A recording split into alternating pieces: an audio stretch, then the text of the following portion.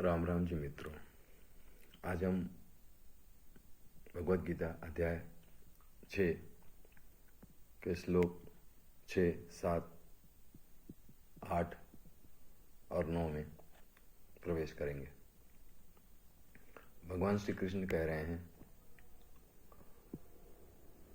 बंधु आत्मा आत्मनः तस्य येन आत्मा एव आत्मना जितः अनात्मनः तु शत्रुत्वे वर्तेत आत्मा एव शत्रुवत्।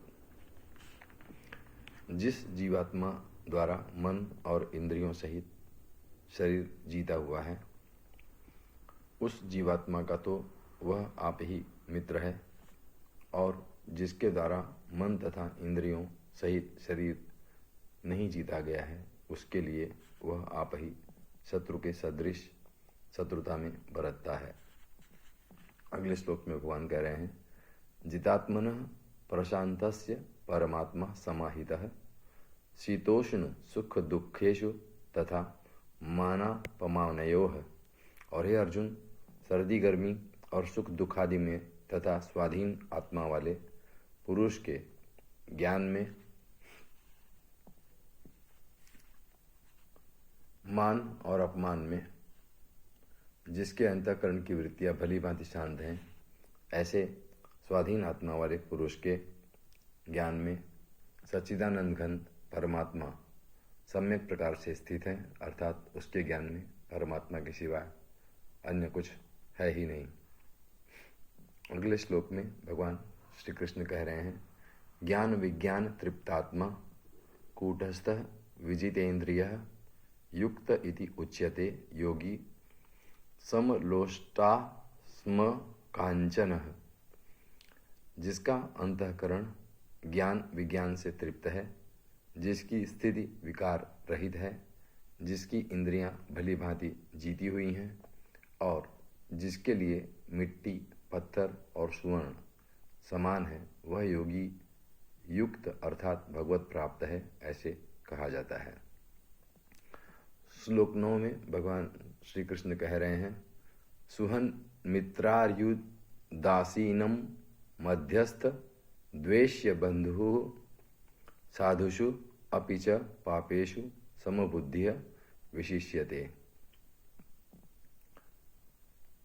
अर्थात सुहृदय मित्र, वैरी, उदासीन, मध्यस्थ, द्वेष्य और बंधुगणों में, धर्मात्माओं में और पापियों में भी समान भाव रखने वाला अत्यंत श्रेष्ठ है।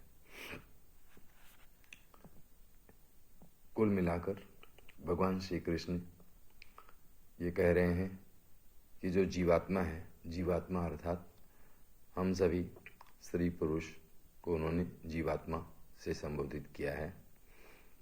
जीवात्मा स्वयं का मित्र है और स्वयं का ही शत्रु है।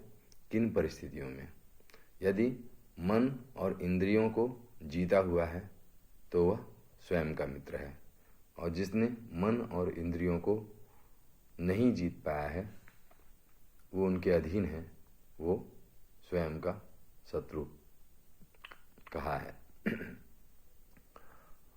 इसी के अलावा उन्होंने ये कहा है कि जो मौसम के प्रभाव में समान रहता है, मान और अपमान में समदृष्टि है, जिसके अंतःकरण की वृत्तियां शांत हैं, ऐसे जीवात्मा को उन्होंने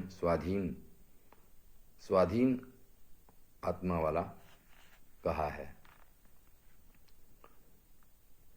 इसके अलावा उन्होंने कहा है कि जिनका अंतःकरण ज्ञान विज्ञान से तृप्त है, जो विकार रहित है और इंद्रियों को भली भांति जीता हुआ है, उसे उन्होंने योगी कहा है। योगी अर्थात जिसका योग भगवान से लग गया है, भगवान के साथ योग हो चुका है, जुड़ चुका है। आज इतना ही। शुभ रात्रि। जय राम जी की।